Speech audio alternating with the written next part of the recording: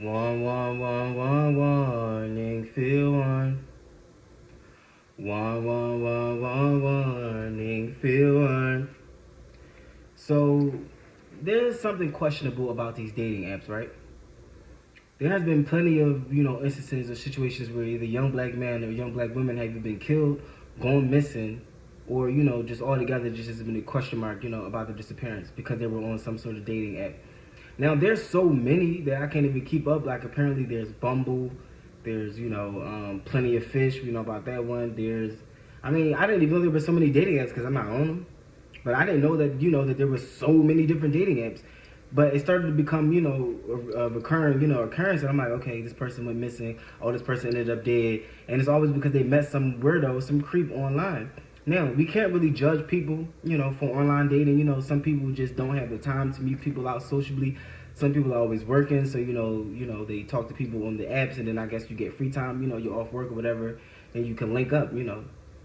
So people are doing the whole sneaky links thing again. If you're under the age of 25, under the age of 30, it's understandable. Is it safe? No, but it's understandable. I think if you're over the age of 30, damn well you're too old to be on some dating apps, and you're too old to be doing sneaky links. But again, there's no judgment to anyone. People get it how they want to get it. That's entirely up to that adult.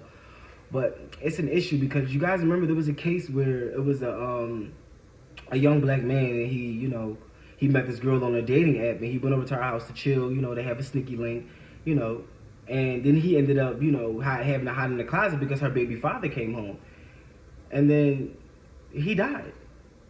Like, I think, the baby father shot him. You have Lauren Smith Field, where she met the guy on Bumble, this white guy on Bumble. It looks like to me he drugged her up. I'm going to say allegedly, but it looks like to me he drugged her up, and, basically, murdered her, allegedly. And then, there's several other cases of, young black women, and like I said, and/or men, who meet, these men and women on these dating apps, and they end up missing. Like, I remember there was one story, where this woman said that, she met this guy on a dating app, and she had went to go meet him publicly, which would be the safest thing to do, at a coffee house, a restaurant, whatever. And they tried to sex traffic her. So I'm like, are these dating apps really for what they say they are, or is it just the way, is it organ harvesting? Is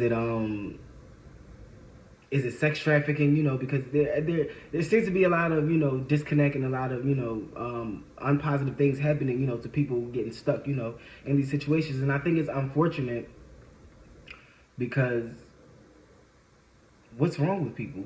Like, again, it's hard. Like, even like I said before in my last video, there was a woman who caught an Uber, and they tried to sex traffic her in that. So it's like these apps aren't as safe as we think they are.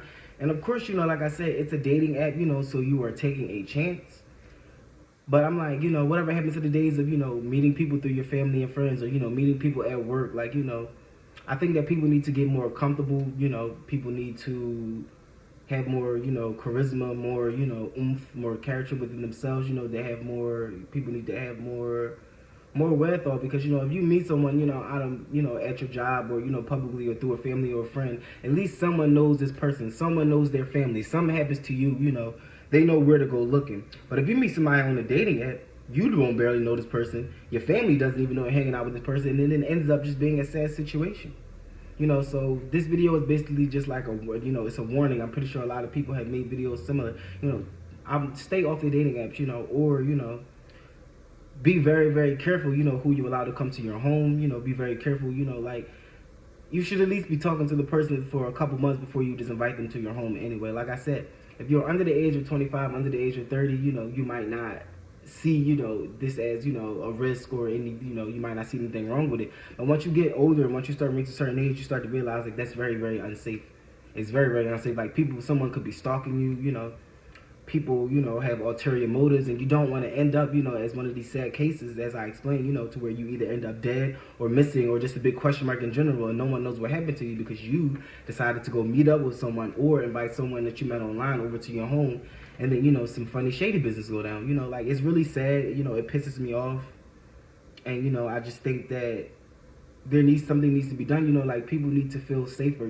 But like I said, it's the internet, and you're taking a chance, so but that doesn't mean that we could, harshly judge people, for being on dating apps, or, meeting people through these sites, because, Some people feel like that's their only option. I just think that it's unfortunate. That a lot of people are ended up murdering, especially young black people. So let me know what you guys think in the comment section. Do you feel like people should stay off dating apps? Do you feel like these dating apps are nothing more than a playground for sex traffickers and murderers and drug addicts, and like how do you feel about it? Let me know in the comment section.